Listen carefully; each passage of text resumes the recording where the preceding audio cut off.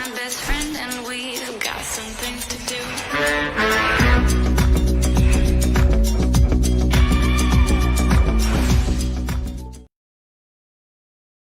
Pemadam merupakan satu badan bukan kerajaan yang ditubuhkan untuk memastikan program-program pembasmian penyalahgunaan dadah dapat dilaksanakan dengan menyeluruh. Agensi anti dadah kebangsaan mengambil proses-proses undang-undang dan penguatkuasaan undang-undang dengan penangkapan dan tindakan sepatutnya. Dan pemadam lebih bertindak dengan komuniti dan masyarakat supaya kita dapat menghalang atau mencegah aktiviti penagihan dadah langsung. Justru apa yang dilakukan oleh Pemadam Negeri Selangor dalam tempoh 3-4 tahun kebelakangan ini, kita cuba yang pertama sedikit meremajakan aktiviti pemadam, kerana kita dapati generasi muda merupakan antara kelompok yang paling berisiko untuk terlibat dengan pelincongan sosial dan juga penyalahgunaan dadah. Yang kedua, kita juga melakukan aktiviti yang komprehensif seperti ini.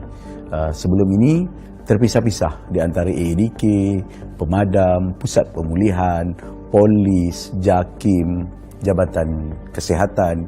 Tapi kali ini kita akan cuba melaksanakan secara menyeluruh, di mana semua entiti dan agensi dan wadah-wadah ini akan bergerak dengan komprehensif dan bersepadu. Dan TECC ini atau yang dipanggil sebagai Total Enforcement Community Control akan cuba mewujudkan budaya baru, dan sambutan daripada masyarakat juga sangat baik kerana ada fungsi dan peranan yang harus dilaksanakan oleh ketua-ketua komuniti sebagai contoh, pengurusi taman, JKP, pengurusi MPKK, ketua belia, ketua wanita, pengurusi surau. Dan peranan-peranan itu kalau dapat dilaksanakan dengan menyeluruh, kita percaya kita dapat berjaya mengelakkan penyalahgunaan dadah ini berlangsung dan merebak, khususnya yang akan melibatkan generasi masa depan negara di kalangan anak muda dalam negeri. Antaranya isu-isu pelajar ponting. Kita dapat kenal pasti dalam operasi tersebut ada pelajar-pelajar ponting, dan sebahagian yang ponting itu bukan daripada penduduk di kawasan sekitar, di kawasan yang berdekatan daripada apartmen dan kawasan terbabit. Dan kita juga dapat lihat ada isu-isu lain yang harus kita tangani, bagaimana ada sebahagian daripada penduduk-penduduk tidak memberikan kerjasama dan sebagainya. Pesannya itu sangat kritikal kepada individu itu, kepada keluarga, kepada masyarakat, dan sudah pasti kepada negeri dan negara yang kita cintai. Justru elakkan diri dengan dadah, pastikan anda pantau keluarga anda dan rakan-rakan anda. Dadah membunuh dan masih lagi musuh nombor satu negara.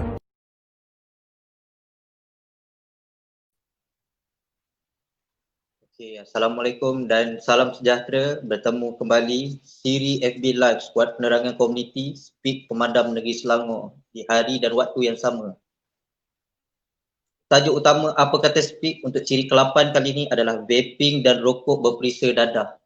Ini adalah satu topik yang hangat dan sering kali kita dengar untuk golongan remaja, belia, anak muda sekarang, yang mana banyak melibatkan vaping dan rokok berperisa dadah. Kita boleh lihat benda ini sangat berleluasa di mana-mana.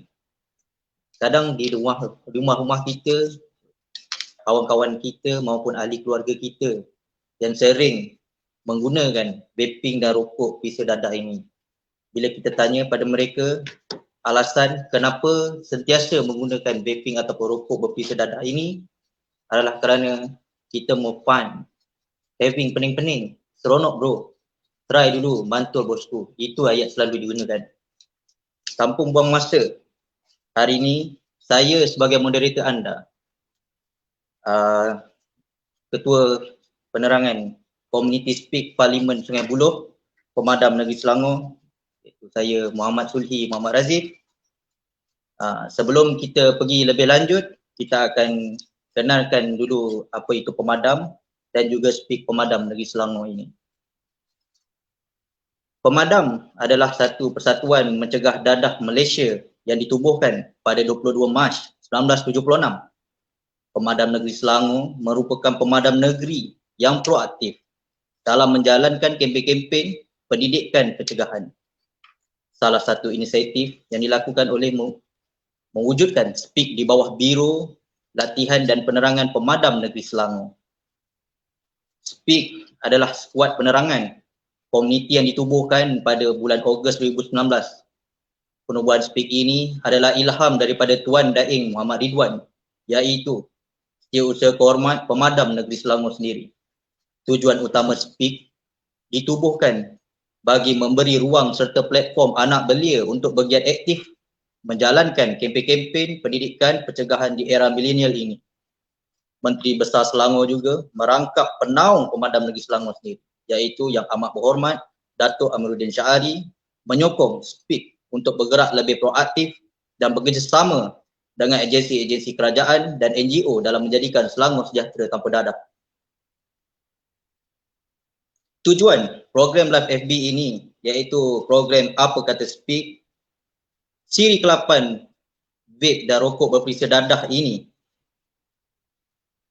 Pemilihan platform media juga merupakan satu tarikan bagi golongan sasaran untuk membaca info dan mengikuti perkembangan isu semasa melalui media sosial pemadam negeri Selangor itu sendiri.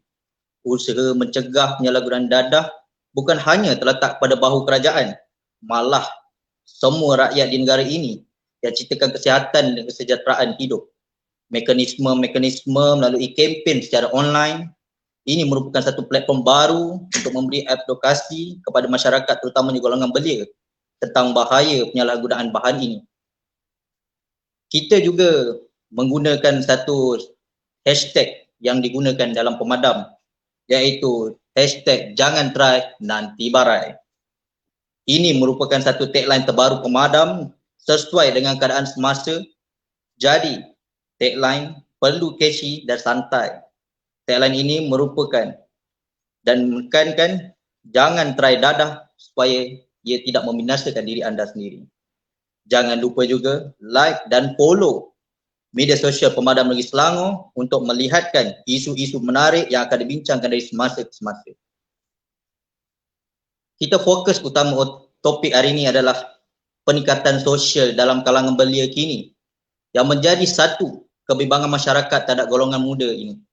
Banyak kajian yang lepas menunjukkan bahawa pelbagai masalah sosial yang melibatkan remaja mengalami peningkatan pada kadar yang membimbangkan, sangat-sangat membimbangkan.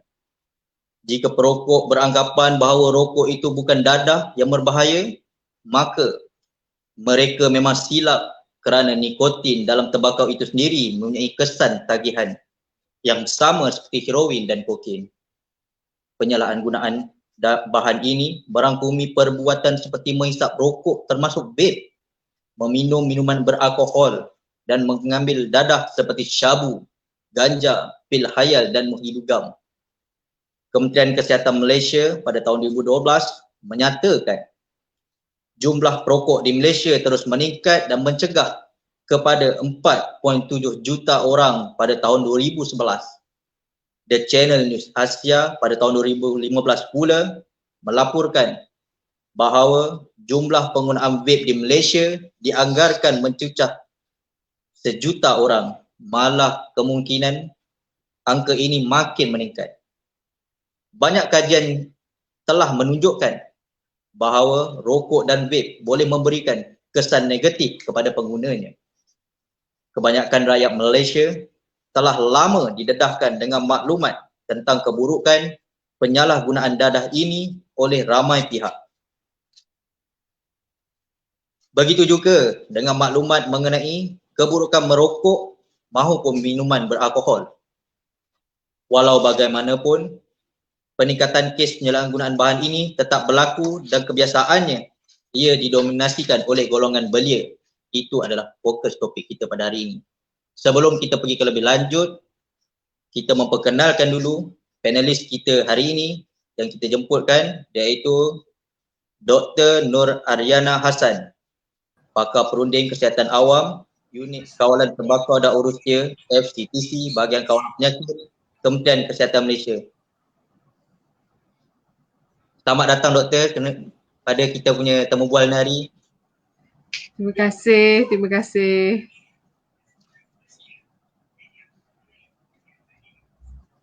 Okey Doktor, kita ada beberapa soalan yang akan ditanyakan kepada Doktor dan kita mengharapkan soalan yang ditanya ini mampu bagi jawapan yang kata apa, lebih efisien kepada belia-belia ataupun remaja di luar sana.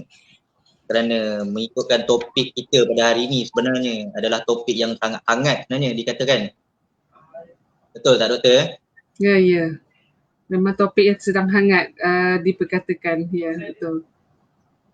Sebab ikutkan topik ni sebenarnya topik yang agak boleh dikategorikan keras bagi golongan-golongan belia, kerana kita pun sendiri tidak mampu nak mengawal kontrol apa flavor ataupun vape dengan rokok yang berperisa dadah ni. Ya, betul. Okey, kita teruskan kepada soalan kepada doktor ya, doktor ya. So, soalan pertama yang mungkin kita akan tanya pada doktor. Golongan belia mempunyai stigma bahawa vaping adalah alternatif kepada rokok ataupun alternatif kepada perberhentian rokok. Mereka beranggapan e-cigarette atau vaping lebih selamat berbanding dengan rokok. Boleh doktor kongsikan mengenai anatomi e-cigarette atau kesan-kesan bahaya ini? Silakan doktor. Alright, terima kasih Cik Surhi. Okay, bismillahirrahmanirrahim. Assalamualaikum warahmatullahi wabarakatuh. Salam sejahtera semua. Terima kasihlah yang pertamanya saya nak ucapkan pada Pemadam Selangor kerana menjemput kami di bahagian kawalan penyakit untuk menerangkan sedikit sebanyak tentang penggunaan vape dan rokok elektronik ini. Sebagaimana kita moderator tadi dah sebut tadi ya, penggunaan vape dan rokok elektronik ini memang penggunaan yang sangat berleluasa sekarang ni. Dan untuk makluman menjawab pada soalan tuan moderator kita tadi, bagaimanakah anatomi vape tadi ya, bagaimanakah rupa bentuk. Kadang-kadang kita kalau ada ibu bapa yang mendengar FB Live ni, kita pun tak tahu bagaimanakah rupa bentuk dia, adakah ia selamat dibandingkan dengan rokok yang diwar-warkan ya selama hari ini. Sebenarnya rokok elektronik atau nama glamournya adalah vape ya, ataupun sekarang nama glamournya pod, POD ya, disebut pod dan sebagainya. Ia merupakan satu bahan merokok alaf baru yang terkini. Kalau dulu kita isap rokok ni dipakai bakar. Dia rokok yang biasa, konvensional tu, rokok gulung tu kita bakar dan mengeluarkan asap dan disedut dan dihembus. Okay? Tetapi rokok elektronik ni dia lain sikit. Dia digunakan ada peralatan, dipanggil device lah dan lepas tu dia menggunakan cecair yang dilarutkan dan dalam cecair itu mengandungi nikotin ataupun ekstrak daripada daun tembakau tadi dan dimasukkan di dalam device tadi dan dipanaskan dan disedut ke dalam paru-paru. Jadi itulah antara perkara, antara anatomi asas kepada penggunaan rokok elektronik ni tadi. Kalau kata soalan yang macam Cik Suri tadi sama ada rokok elektronik ini sama ada kita kata dia boleh kata berbahaya ataupun tidak, kita nak katakan dia macam nak panggil antara apple dengan orange lah. Kita tak tahu sama ada dia berbahaya atau tidak, tu dia tidak boleh sama ya. Ya Cik Sufi, ya. Okey, baik doktor. Jawapan yang agak menarik. Tapi kalau ikutkan kita selalu mendengar kan daripada jawapan-jawapan orang ni, vaping ataupun rokok elektronik ni boleh membentikan kita daripada merokok. Ya. Tapi itulah, kita pun rasa nampak macam sama saja, tak ada pun perberhentian sebenarnya. Ya, dia memang daripada banyak kenyataan mengatakan bahawa mereka yang mengambil rokok elektronik ni adalah mereka yang ingin berhenti merokok. Tetapi pada hakikatnya kita lihat kajian-kajian yang dijalankan oleh Kementerian Kesihatan Malaysia, juga kajian-kajian yang dijalankan oleh penyidik-penyidik tempatan menunjukkan bahawa rokok elektronik ni dia bukan saja digunakan, dia tidak dibuktikan untuk berhenti rokok sebenarnya, tetapi kita lihat perokok baru, pengguna baru banyak menggunakannya seperti budak-budak, budak-budak sekolah, remaja dan sebagainya. Itu yang menjadikan kebimbangan kepada kita. Betul. Baik doktor. Jawapan yang sangat menarik. Okey. Kita pergi ke soalan yang kedua. Untuk pengetahuan am, para penonton dan ibu bapa yang sedang menonton siri speak ini, boleh doktor kongsikan sedikit mengenai jenis-jenis vape yang ada di pasaran luar agar ibu bapa maupun guru boleh mengenal pasti rupa bentuk e-cigarette ini. Okey, saya ada menyediakan sedikit gambaran lah bagaimana yang kita katakan bahawa rokok elektronik ini adalah rupanya bentuk elektronik ni. Kadang-kadang kita tak tahu pun rokok elektronik ni macam mana rupanya ya. Dan kadang-kadang kita sebagai guru pun kita tak tahu. So kalau lihat skrin, Tuan Moderator boleh nampak skrin kan yang saya kongsikan sekarang ni. Okay. Kalau kita lihat, boleh ya. Okey, rokok elektronik ni dia mempunyai pelbagai jenis ya. Kalau kita lihat di skrin yang saya telah kongsikan, yang pertamanya yang rupa macam rokok ni ya, yang serupa. Ianya mula-mula datang dengan yang ini. Bermula pada tahun 2013 lagi, penggunaan rokok elektronik ni dia tak berapa fancy. Dia kalau kita lihat dia nampak macam rokok ya. Dan selepas itu dia evolve towards yang lebih besar. Kalau kita tengok yang dekat bawah yang bercampur-campur ni, dia adalah sebagai macam syringe dan sebagainya. Okay? So pada tahun 2016, penggunaan rokok elektronik ni telah menjadi satu yang kita dengar tercetusnya perkara ini di dalam masyarakat Malaysia, di mana kita dengar orang panggil mod atau vape. Dan mana kita tengok pengguna-pengguna rokok elektronik dia menggunakan pakai peralatan yang besar. Macam satu tabung bawa sana sini, bawa satu botol untuk diisikan ke dalam tabung ini. Ini dipanggil vape ataupun dipanggil mod. Okay. Mod ini sangat popular sekitar tahun 2016, 2017, 2018. Akan tetapi pada tahun 2018 kita telah melihat ada satu perubahan penggunaan rokok elektronik atau vape ini kepada yang dikendari sebagai POD. Yang ini yang sangat bahaya ya. Kalau kita lihat tengok kan, kita tak tahu pun sebenarnya anak-anak kita ataupun budak remaja-remaja sekolah sebenarnya dia membawa rokok elektronik. Kadang-kadang dia rupa bentuk dia sama macam kita punya USB, pen drive. Dan yang terkini kalau kita tengok trend di Malaysia ini, mereka banyak pakai gantung kat leher. Itu yang menjadi cetusan, menjadi isu beberapa minggu sudah. Kalau kita lihat di televisyen menggantungkan vape di leher masing-masing. Ini sudah menjadi trend. Kadang-kadang anak-anak yang kita lihat, anak-anak muda kita pun dia gantung. Kita pun tak tahu apa benda yang digantungnya. Kita ingatkan USB ataupun penggunaan rokok elektronik yang lain. Jadi ini antara satu perkara yang kita perlu ambil tahu sebab ia adalah sesuatu yang baru sebagai ibu bapa ataupun sebagai guru. Kita kena ambil tahu benda ni. Ada juga seperti tahun lepas kita dapat satu perkongsian daripada Pulau Pinang di mana rokok elektronik ini juga berbentuk jam tangan. Tapi ini tidak menjadi trendy. Yang menjadi trendy kepada anak-anak muda, budak-budak sekolah ni vape atau pod yang sebagaimana digambarkan di dalam slide yang saya tunjuk ini. Jadi itu yang menjadi kebimbangan kita kalau kita lihat perkara ini ya. Itu yang kita nak pastikan. Kita nak memaklumkan perkara ini bukan bermaksud kita nak belajar menggunakannya, tetapi sebagai ibu bapa, sebagai guru kita kena tahu macam mana rupa bentuk rokok elektronik yang baru yang kita patut faham dan supaya kita dapat mencegah benda tu. Jadi kita tahu kita tidak tertipu lah bahawa anak-anak kita ni di zaman era moden ni, apatah lagi apabila dalam zaman COVID-19 ni kita semuanya di dalam teknologi. Jadi kita tidaklah mengingat bahawa perkara itu adalah perkara-perkara yang diguna pakai untuk kemudahan teknologi, tetapi itu adalah rokok elektronik yang sebenar atau dikenali sebagai pod.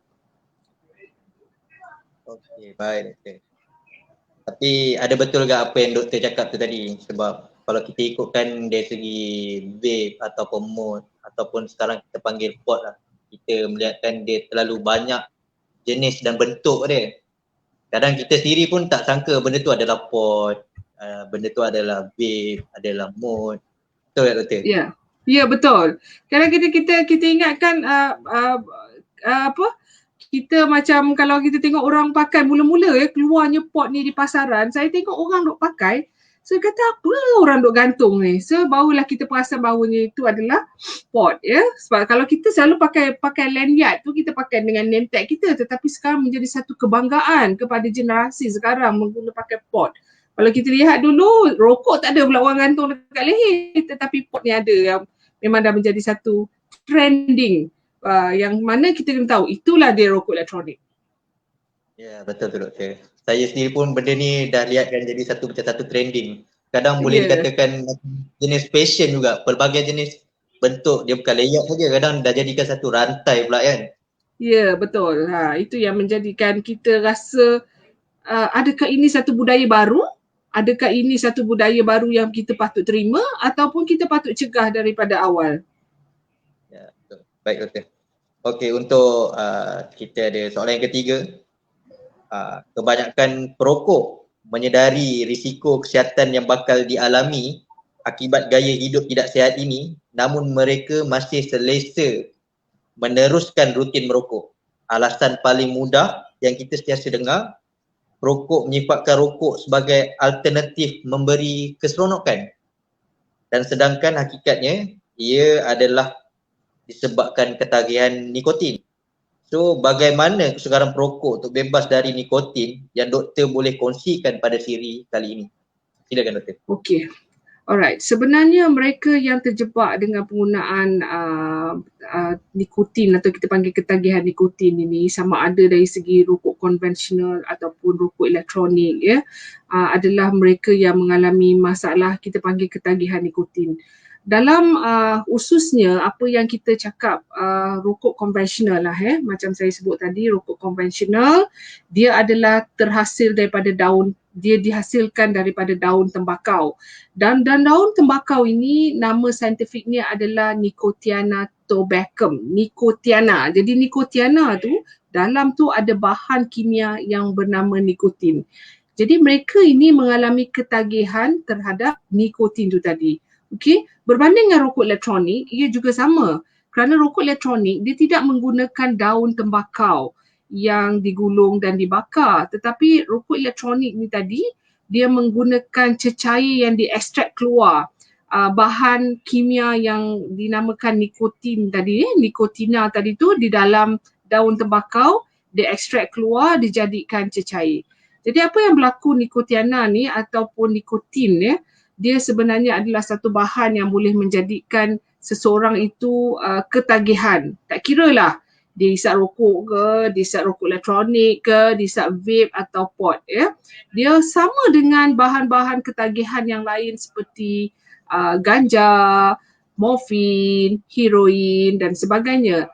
Tetapi kalau kita lihat, kalau dibandingkan antara morfin, heroin, ganja dan nikotin, nikotin ini menyebabkan kebergantungan yang tinggi. Okay, dia menyebabkan ketagihan, betul, sama seperti bahan-bahan yang dadah yang lain. Dia juga menyebabkan kebergantungan yang tinggi. Bermaksud apa yang dikatakan kebergantungan yang tinggi, dia menyebabkan seseorang itu rasa rindu, susah nak hilang. Ya? Kalau dia dah mula isap rokok atau rokok elektronik atau apa, dia rasa nak aje. Itulah kalau kita tengok vape ni, kalau orang isap vape tu dia duduk gantung dekat leher dia. Ya? Sebenarnya kebergantungan tu dah gantungkan kat leher tu supaya dia lebih mudah untuk dapatkan nikotin. Jadi memang kalau kita kata kesukaran untuk mereka untuk berhenti kepada tabiat ini memang saya akui kerana dia merupakan satu penyakit yang kita kata satu penyakit ketagihan. Tapi kalau orang kampung kata dia ni penyakit cari sendiri. Sebab kita sendiri yang ambil rokok tu dan cari sendiri, cari pasal sendiri. Tetapi kalau dari segi saintifik ataupun dari segi medikalnya, kita merasakan mereka ini adalah seorang pesakit. Mereka ini perlu dirawat. Ya, mereka ini mengalami masalah ketagihan yang mana kalau orang itu mengalami ketagihan yang tinggi, sukar untuk dia untuk berhenti merokok jika tidak mendapatkan rawatan yang betul. Kecuali mereka mempunyai satu event ataupun satu history ataupun satu peristiwa yang mana tiba-tiba katalah sebagai contoh, kita ramai juga contoh-contoh mereka yang merokok ini tiba-tiba mendapat serangan jantung ataupun stroke, mereka terus berhenti dengan sendirinya. Jadi ini memang antara satu faktor yang kita kata kesukaran mereka untuk berhenti merokok ini adalah disebabkan oleh faktor ketagihan nikotin itu sendiri. Jadi kita nak katakan bahawa kalau mereka yang merokok ni memang kita memahami kesukaran mereka dan mereka perlu diberi bantuan untuk betul-betul berhenti merokok. Kalau kadang-kadang ada juga orang bertanya sama ada rokok ataupun rokok elektronik kan, yang mana yang lebih sukar untuk mereka berhenti. Kalau saya jawapan saya adalah sama, ya. Sebab mereka yang menghisap rokok, kalau kita lihat orang yang hisap rokok, dia akan hisap nikotin yang serap, ya. Bila dihisap, sedut masuk ke dalam paru-paru dan bahan nikotin itu tadi akan meresap ke dalam paru-paru, dibawa ke darah, pergi ke otak dan otak akan merangsang rasa hormon yang menyebabkan rasa keseronokan dan sebagainya. Jadi rokok dia akan menyebabkan bila kita hisap dalam tempoh 10 saat dia akan terus sampai ke otak untuk merangsang hormon supaya dia merasa gembira, seronok apabila dia merokok. Okey, berbanding dengan rokok elektronik, okey, dia adalah sama 10 saat. Itu sebabnya kajian tidak menunjukkan orang yang nak berhenti rokok tu akan bagus jika dia ambil rokok elektronik. Sebab dia sama. Rokok elektronik tu dia akan sedut dalam masa tempoh 10 saat, dia akan sampai ke otak. Berbezanya antara rokok elektronik dalam tempoh ketagihan ni dengan rokok konvensional yang biasa, kalau kita lihat orang yang rokok biasa ni dia akan sedut macam tu kan. Tetapi rokok elektronik dia akan sedut masuk ke dalam. Sebab dia lebih palatable atau sedap kan, perisa dan sebagainya. Senang doktor. Ya, betul. Jadi itu yang kita menyebabkan kita rasa dia akan lebih masuk ke dalam otak dan dia akan menyebabkan ketagihan tu lebih jika dibandingkan dengan rokok. Jadi memang saya akui kesukaran mereka untuk berhenti merokok rokok konvensional, apatah lagi mereka yang dah mula menggunakan rokok elektronik sejak tahun 2016, mana produk-produk ini dah lebih masuk ke dalam pasaran Malaysia. So kita dah tahulah dah berapa tahun dah ni, dah 2020, nah kita dah 4 tahun. 4 tahun dah mengalami ketagihan itu, sudah tentu ia mengalami situasi yang agak sukar untuk mereka berhenti merokok. Ya, betul. Betul doktor. Tapi itulah doktor, apabila kita ceritakan soal rokok elektronik atau rokok konvensional ni, saya melihatkan pada rokok elektronik ni orang jadi seronok sebab apa, ada jugalah jawapan-jawapan yang saya dengar kadang daripada remaja-remaja ni, seronok pun asap sebab asap dia lagi banyak daripada asap rokok konvensional ni, betul lah doktor?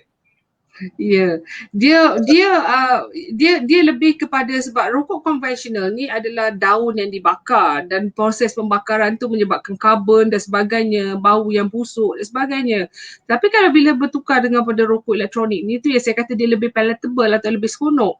Lebih palatable tu maksudnya apabila disedut tu dia hilang rasa pahit-pahit tu. Dia rasa lebih sedap. Dan saya pernah dapat satu patient dia cakap isap rokok elektronik ni terutama yang creamy, perasa creamy ni macam mana? Dia antara fruity dengan creamy tu, dia kata creamy tu rasa macam makan ice cream McDonald. Astaghfirullahalazim. Kita pun rasa sampai macam tu sekali dia punya perasaan sedap dia tu. Jadi tu antara perbezaan. Lepas tu dia kata tak bau. Kadang-kadang kita dengar orang rumah kata, oh saya suka sekarang doktor, husband saya dah tukar daripada rokok biasa kepada rokok elektronik. Sekarang dia dah tak bau, dia bau anggur, bau mangga, wangi dan sebagainya. Ya. Sebab sekarang pun kita melihatkan jualan untuk liquid rokok elektrik ni dah terlalu banyak dan flavornya kita boleh lihat pelbagai flavor, betul lah doktor? Ya, betul. Sebab kalau kita nak katakan kesan sampingan antara rokok dengan rokok elektronik, rokok ni kita dah tahu dah seberatus-ratus tahun yang dulu kita dah tahu dah kesan sampingan dia. Dan kita dah tahu apabila proses pembakaran ada 4,000 bahan kimia beracun dan sebagainya. Tapi bila kita tengok pada rokok elektronik pula, mereka kata dia less harmful atau kurang mudarat. Apa yang kurang mudaratnya? Dia tak ada karbon, dia tak ada lebih 4,000 bahan kimia yang beracun dan sebagainya. Tetapi perlu diingat, apa yang berada dalam rokok elektronik itu cecair nikotin yang menyebabkan ketagihan. Okay?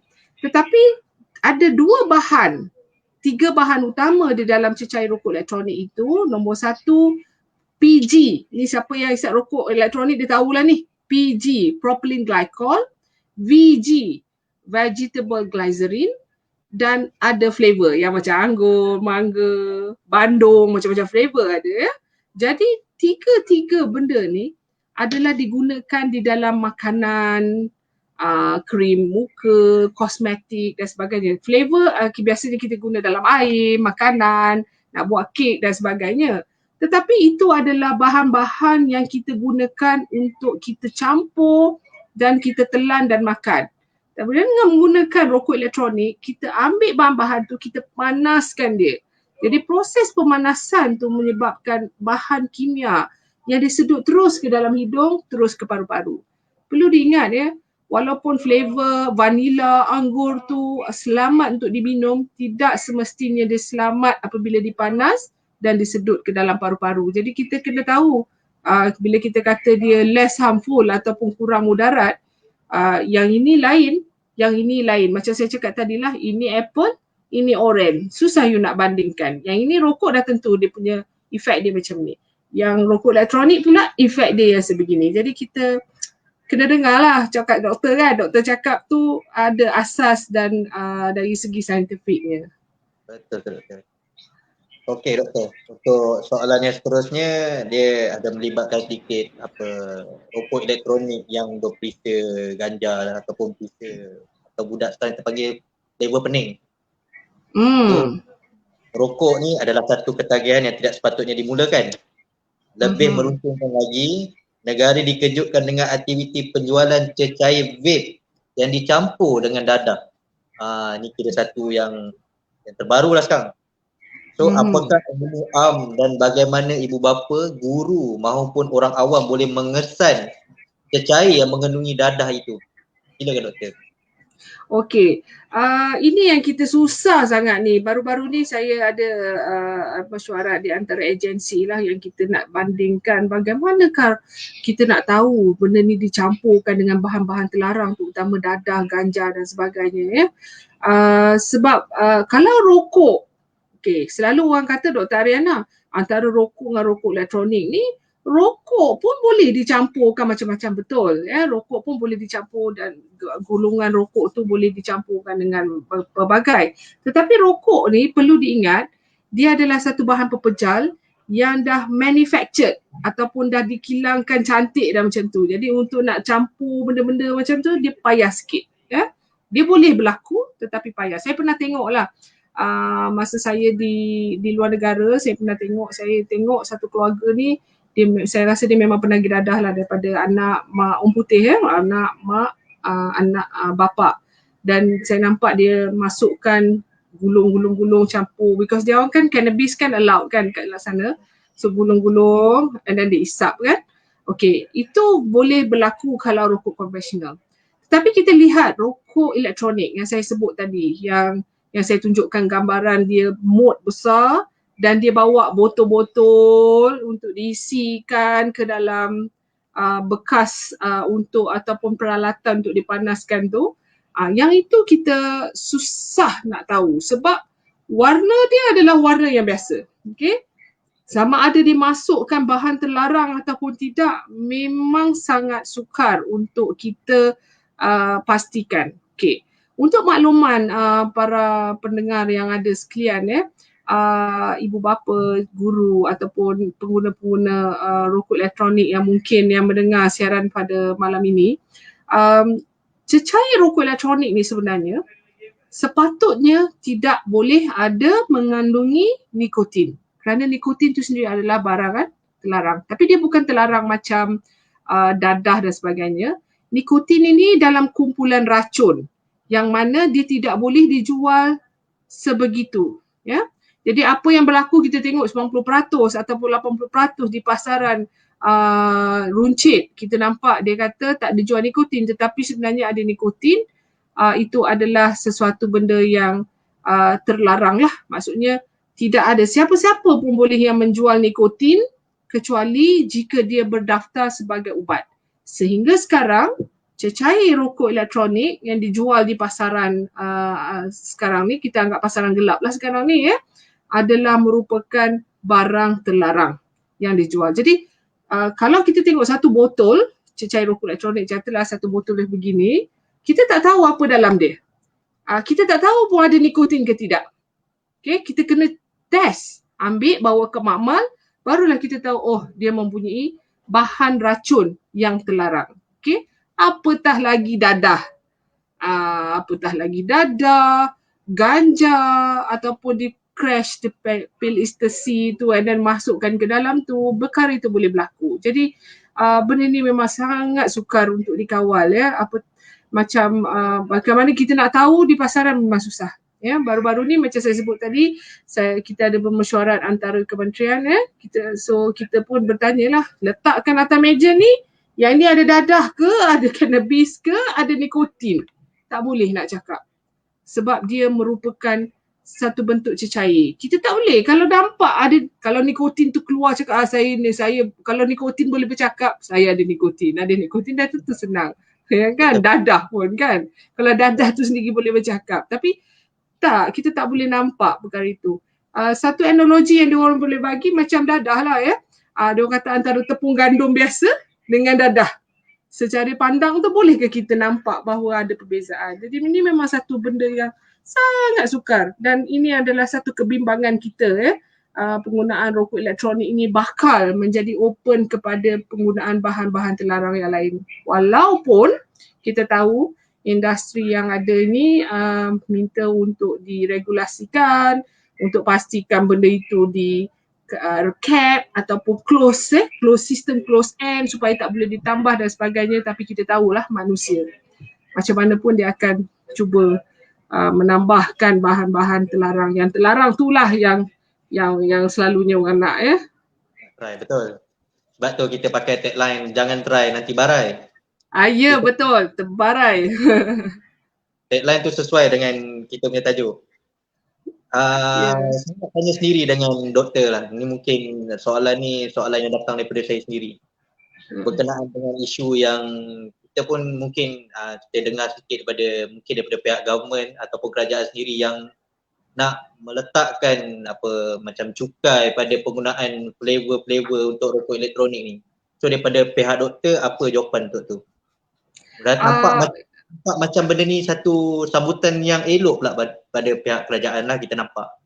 Ya, sebenarnya itu keputusan yang telah kerajaan buat dan untuk kata cukai ni, cukai atau cukai excise. Cukai-cukai yang berada di pasaran barang-barang biasa adalah cukai seperti cukai sales tax, GST yang sebelum-sebelum ini dan sekarang ni cukai sales. Cukai excise ni dikenakan kepada semua bahan-bahan berisiko tinggi, di mana bahan-bahan yang berisiko tinggi itu adalah bahan-bahan macam rokok, arak, judi dan sekarang ni kerajaan telah mengumumkan untuk mengenakan cukai cecair rokok elektronik yang tidak bernikotin. Jadi perkara itu masih dibincangkan dan implementasinya dilihat dan apa yang saya boleh katakan di sini, cukai dikenakan kepada barang-barang yang berisiko tinggi supaya bertujuannya untuk meningkatkan harga dan juga memastikan affordability kepada golongan minor macam budak-budak sekolah tidak mampu milik. Namun begitu, cukai definitely tidak dikenakan kepada bahan-bahan terlarang lah seperti nikotin dan sebagainya. Ya. Okey, baik. Sebelum kita tanya soalan yang lain lebih lanjut, harapkan kepada penonton-penonton yang sedang menonton sekarang untuk like page Pemadam Negeri Selangor supaya boleh share lagi live kita ni supaya boleh orang tahu berkenaan dengan topik hangat kita ni hari yang dibincang ni, Doktor. Ya, betul. Dan like page kita.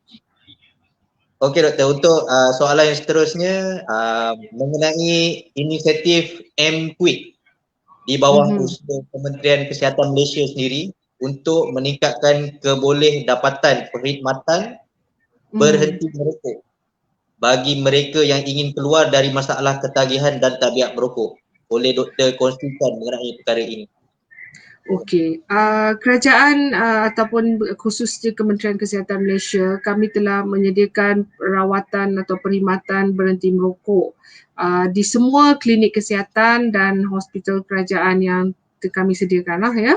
Tapi kita tahu untuk datang akses ke hospital, dah sakit, masuk, barulah kita dapat orang tu dia merokok ke tidak.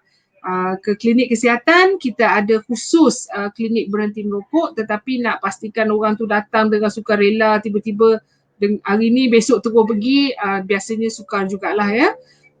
Oleh itu pada tahun 2015 macam tu, kami telah menambah baik perkhidmatan berhenti merokok ini kepada perkhidmatan berhenti merokok yang dikenali sebagai perkhidmatan berhenti merokok MQuit, dan perkhidmatan berhenti merokok ini dengan kerjasama pihak-pihak swasta ya, dan badan-badan profesional untuk membantu memberikan rawatan perkhidmatan yang terbaik kepada mereka yang nak berhenti merokok. Dan sebagai contoh, farmasi-farmasi komuniti di luar sana yang mana kita dah memberi certified, memberi persijilan bahawa mereka ini di bawah MQuit program, bahawa mereka ini layak untuk tuan-tuan yang ingin berhenti merokok mendapatkan rawatan di sana. Tak kira lah kalau anda merokok rokok konvensional ke ataupun rokok elektronik ke, anda boleh dapatkan rawatan keperkhidmatan berhenti merokok MQuit ini. So sejak kita mengalami masalah COVID-19 ni, semuanya dah secara maya, dan kalau kita lihat pula sejak kerajaan Malaysia mengenakan MCO pada 18 Mac hari itu dan semuanya atas talian, pembelian semua jadi atas talian, beli bawang, beli tepung, semua atas talian, kita duduk rumah, termasuklah membeli rokok. Jadi itu antara faktor-faktor, ya, kita pun di bawah peraturan kawalan hasil tembakau, pembelian ataupun penjualan dalam talian adalah merupakan satu kesalahan. Jadi pihak saya juga telah memastikan pemantauan dibuat pembelian dalam talian dalam platform e-commerce, Facebook, dalam macam-macam platform yang ada dalam website tu sendiri. Masa MCO tu, kedai runcit pun mengiklankan rokok sebab mereka tak tahu, katanya tak tahulah bahawa penjualan dalam talian ini tidak menjadi kesalahan. Jadi kita telah nasihatkan untuk berhenti dan kita telah ambil tindakan, dan pada masa yang sama pihak Kementerian Kesihatan telah menyediakan satu laman sesawang yang kita panggil jomquit.com.my ya. Jomquit.com.my ni juga telah diletakkan di dalam MySejahtera Apps. MySejahtera Apps ni kalau tuan-tuan pergi ke additional resources, tekan button additional resources, dekat situ ada smoking and COVID-19. Dekat smoking and COVID-19 ni ada button jomquit.com. Tuan-tuan bolehlah berdaftar untuk mendapatkan perkhidmatan jomquit.com ni di situ, dan tuan-tuan juga boleh diberikan khidmat nasihat sebagai secara dalam talian. Jadi kita tak payahlah nak pergi beratur ke klinik dan sebagainya, perkhidmatan dalam talian tu akan diberikan. InsyaAllah kita juga bekerjasama dengan pemadam kebangsaan, tidak juga tertinggal Pemadam Selangor, di mana kita akan mewujudkan rakan khidmat nasihat komuniti di dalam JomQuit ni nanti. InsyaAllah kita akan bermula by bulan 1 tahun depan, supaya rakan khidmat nasihat komuniti daripada pihak pemadam akan dapat membantu mereka yang untuk berhenti merokok ni, nasihat bagaimana langkah dan sebagainya. Okey, terima kasih Doktor. Saya ada satu soalan yang berkenaan dengan cecair rokok. yang berperisa dadah tadi tu. Saya agak tertarik dengan berkenaan dengan yang tajuk tu sebenarnya. Soalan saya ni luar daripada jangkaan sikit.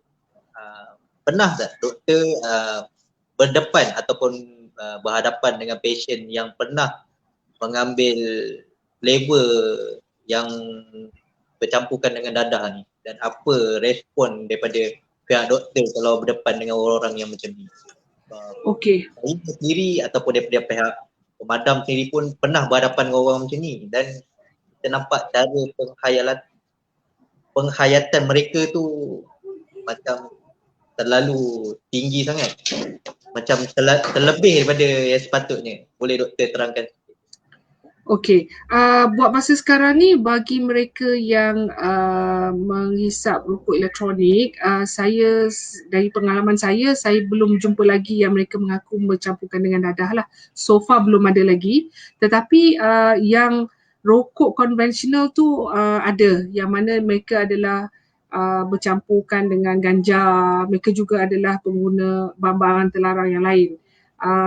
Ini adalah satu benda yang memang kalau mereka dalam situasi macam ni, rawatan dia tu agak sukar sikit ya, sebab dia rawatan nikotin tu satu rawatan. Macam saya sebut tadi, mereka yang nak berhenti rokok tu kita kena pastikan dia tidak ketagih nikotin. Tetapi kalau macam pengalaman saya yang mana mereka juga mengalami ketagihan lain, macam contoh pil ekstasi, mengalami ketagihan ganja dan lain-lain, itu antara ketagihan yang kedua atau ketiga yang perlu dirawat. Jadi kes-kes macam tu dia lebih kompleks untuk dirawat, dan biasanya mereka ni memang akan datang ke kita dan kita akan berikan rawatan, ada katalah dia nikotin dan ekstasi. Jadi kita kena rawat kedua-dua masalah ketagihan. Dia lebih kompleks kalau dibandingkan dengan orang yang merokok saja. Jadi bersyukurlah pada mereka yang merokok saja tu, sebab rawatan tu hanya yang untuk nikotin. Tapi kalau dah terjebak dengan yang lain-lain tu memang susah sikit. Memang kita memerlukan rawatan yang lebih baik ya. Tapi lebih bersyukurlah kalau tak isap okok-okok terus. Itulah adalah lebih baik. Betul. Okey, kita ada buka sesi soal jawab berdasarkan komen-komen kita. So dekat saya ada seorang yang telah menghantar satu soalan untuk ditanyakan kepada doktor. Dia bertanya, salam Dr. Ariana, antara vape ataupun rokok, yang manakah yang paling bahaya? Adakah dua-dua sama bahaya? Minta doktor tolong jelaskan kat situ. Okey, saya jelaskan lagi sekali. Kalau nak tanya saya dua-dua bahaya ya, macam saya sebut tadi, ini satu apple, ini satu orange. Jadi kita tak boleh nak samakan bahayanya. Macam saya sebut tadi, rokok konvensional dia mengandungi 4,000 bahan kimia beracun. Dia memang telah terbukti dan dia adalah bahan yang dibakar. Bahan yang dibakar kita nampak kan, kalau bakar sate pun jadi hitam kan. Jadi dia ada karbon. Karbon tu tidak boleh dimasukkan, disedut ke dalam paru-paru dan sebagainya. Jadi untuk rokok elektronik ni memang dah sah dia ada kesan sampingan dia yang mengandungi 4,000 bahan kimia dan sebagainya. Okey, rokok elektronik pula, cecair rokok elektronik. Kita tak bakar cecair, kita panaskan ya bahan yang kimia yang terkandung di dalam rokok, cecair rokok elektronik tadi. Macam saya sebut tadi, dia ada nikotin dalam dia. Kalau dia campur lah kalau dia campur ganja, campur tu semua bahan-bahan yang ada. Tapi bahan tiga utama yang saya sebut tadi, dia ada PG, BG dan flavor. Okay. Jadi bahan-bahan ini apabila dipanaskan, dia akan menghasilkan bahan kimia yang mana apabila disedut ke dalam paru-paru, dia akan menghakiskan paru-paru tuan-tuan. Ya, itu yang ada satu penyakit baru yang dipanggil EVALI ataupun Electronic Vape Associated Lung Injury. Apa yang dia akan buat apabila kita panaskan cecair itu tadi dan kita akan sedut bahan kimia penghakis, dipanggil corrosive ataupun penghakis, masuk ke dalam paru-paru, dia menyebabkan hakisan kepada ruang lapisan paru-paru. Paru-paru kita ni sangat sensitif, sangat nipis. Kalau tak percaya, besok ayah pergi pasar, beli paru lembu tu, kita tengok luar dia tu sangat nipis, sama dengan paru-paru kita, dan dia akan menghakis di luar tu, dia menyebabkan lung injury ataupun E-Vali. Penyakit ini telah dikesan di United States Amerika banyak, dan saya suka untuk menyatakan kat sini di Malaysia ni kita ada 2 kes berlaku di Sarawak 1, di Labuan 1 sebelumnya terjadinya COVID. Sebelum ini memang pesakit, kedua-dua pesakit yang mengalami kesesakan nafas yang teruk dan mengalami kerosakan pada dinding paru-paru, kerosakan yang akut, yang cepat. Jadi kita kena pastikanlah, nak kata cecair, kalau isap rokok elektronik dia tak jadi macam rokok, betul, mungkin betul, sebab kita rokok elektronik ni baru 2016. Kalau orang dulu-dulu isap rokok bertahun baru nampak ada kanser kan. Jadi kalau nak kata rokok elektronik ni kesan dia, E-Vali dah ada kita lihat E-Vali ni. Jadi nak kata mana yang lebih baik? Kalau saya, dua-dua tak baik. Dia kata ni racun, yang ini pun racun. Itulah jawapannya. Dua-dua racun. Kalau saya tanya doktor, mana yang lebih baik boleh untuk saya pilih? Saya kata dua-dua racun. Jadi tak salah ambil. Ataupun dah ambil, berhentilah. Jadi itulah jawapannya. Okey, itu tadi soalan daripada Akmalia Sauri. Kita ada soalan kedua juga daripada Cik Razman Irfan Rozilan. Dia bertanyakan apa nikotin ataupun nikotin rasanya, yang ubat berhenti rokok tu function tak untuk vapers? Okey, insya-Allah sebenarnya dia punya konsep dia, nikotin ni orang vapers ke, smokers ke, nikotin ni adalah satu bahan, dia menyebabkan ketagihan.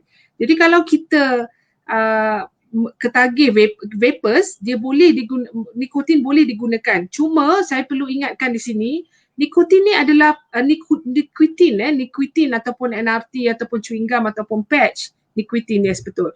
Nikotin ini adalah satu bahan yang dia mengandungi nikotin. Dia sama macam cecair rokok elektronik tu, tapi dia mengandungi nikotin, tapi dia tu adalah dibuat sebagai ubat dan dia tu diserap di kulit. Nikotin akan diserap di kulit. Jadi bila diserap di kulit, diserap perlahan-lahan. Jadi kalau kita ni dah hisap vape daripada 2016, perokok tega juga, mungkin kedua-duanya. Jadi untuk makan nikotin tu dia tak akan kata terus ubah dia ambil masa. Dia akan rasa dia tak adalah kata sesedap ambil rokok, tapi dia akan ambil masa. Itu sebabnya saya nasihatkan kunjungilah kita punya jomquit.com tu, dapatkan khidmat nasihat bagaimana penggunaan nikotin tu, dos tu macam mana dan sebagainya. Sebab kalau tak cukup, dia ada patch, dia ada chewing gum dan sebagainya. Kadang-kadang patient tak cukup, kita kena pakai patch dan kita suruh makan chewing gum lagi. Setiap 2 jam makan chewing gum untuk mengatasi masalah nikotin tadi. Dia tak boleh sama tau macam vape tu. Vape tu dia terus masuk 10 saat. Tetapi nikotin yang digunakan tu diserap ke dalam kulit, perlahan-lahan bawa ke otak untuk memastikan ketagihan kita tu dapat distabilkan dengan cara yang lebih perlahan. Okey, saya harap itu dapat menjawab soalan tadi itulah. Ya.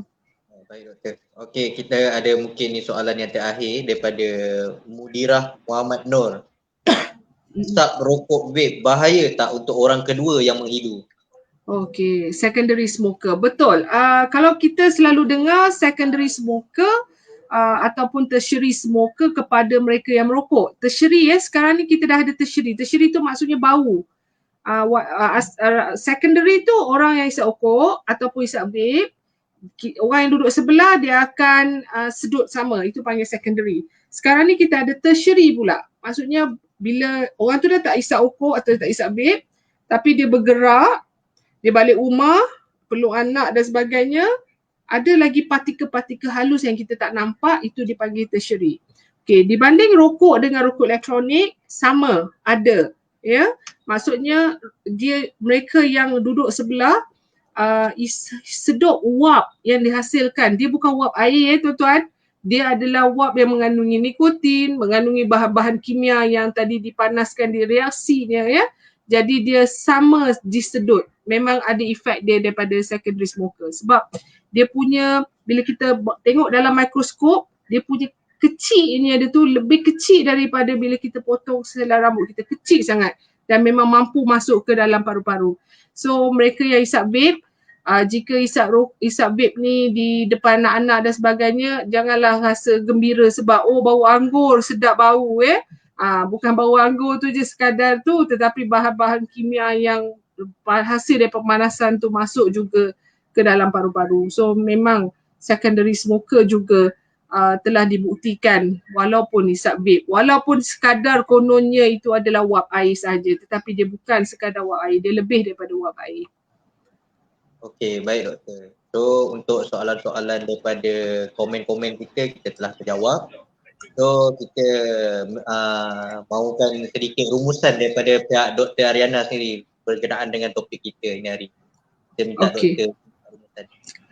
Okey, secara rumusannya merokok tidak kira lah sama ada rokok konvensional, rokok elektronik, rokok ala baru ni adalah boleh menyebabkan kemudaratan dan sebagaimana yang saya sebut tadi, kemudaratan itu berbeza. Terutama di dalam rokok elektronik ini, dia merupakan satu trending yang baru yang sepatutnya kita menjadi kebimbangan pada diri kita, terutama kepada apa yang berlaku. Kita tak nak anak-anak muda dan budak-budak sekolah terjebak di dalam masalah rokok elektronik. Kita juga telah membincangkan tadi bagaimana sukarnya untuk kita mengetahui bahawa rokok ini boleh dicampurkan atau mengandungi bahan terlarang dan sebagainya jika kita bandingkan dengan rokok konvensional. Dan kita tahu kedua-dua rokok konvensional, rokok elektronik ini boleh menyebabkan ketagihan dan pihak Kementerian Kesihatan Malaysia telah menyediakan perkhidmatan berhenti merokok mQuit. Dan tuan-tuan bolehlah melayari laman web jomquit.com.my untuk mendapatkan maklumat lanjut, ataupun boleh pergi ke MySejahtera app, dekat situ ada button additional resources dan dapatkan maklumat-maklumat yang terkini. Dan insya-Allah saya rasa ambillah kesempatan di dalam musibah yang sedang melanda COVID-19 ini, kerana dengan COVID-19 jangkitan kuman terutama COVID-19 ni akan lebih tinggi jika dibandingkan antara orang merokok dengan orang tak merokok, termasuk rokok elektronik. Jadi sama-samalah kita ambil kesempatan dan ambil iktibar ini untuk kita berhenti merokok ataupun kita mencegah jika kita belum terjebak di dalam masalah ini, insya-Allah. Okey, baik, terima kasih Dr. Ariana yang sudi bersama kita untuk siri 8 bertajukkan vaping dan rokok perisa dadah. Apa kata sikit. So terima kasih doktor untuk malam ni bersama dengan saya sebagai moderator Dr. Nari. Terima kasih banyak, terima kasih Cik Suhi, terima kasih. Ya betul, terima kasih doktor.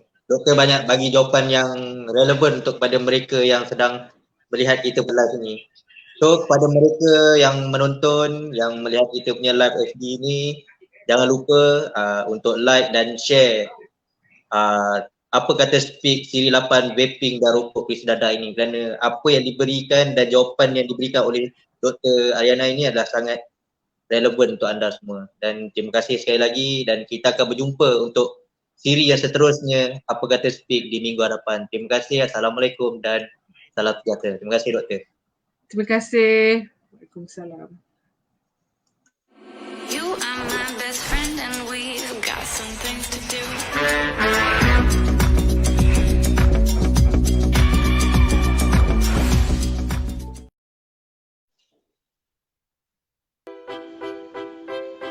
Korang rasa skema kalau tak ambil barang? Tak syok kalau nak goyang, kepala tak layan? Tak nak sunyi dan bosan sampai nak kena selak baru ada kick? Nak kena selak baru hilang sunyi dengan bosan tu? Nanti dulu. Relax dulu. Sebenarnya, tak perlu pun semua benda tu. Bawa padah je nanti. Serius. Daripada susah nak pergi sana sini takut kena rush. Lepas tu bila minta kerja, risau dengan urine test. Mulut kacip sampai kepala pun barai. Ish. Kan best kalau dak-dak PJ, Subang, student-student Gombak, Bangi, semualah. Kita ni buat aktiviti yang positif. Barulah Selangor sejahtera tanpa dadah. Macam? Lagipun, dadah ni orang cakap jangan try. Nanti barai. Ingat tu.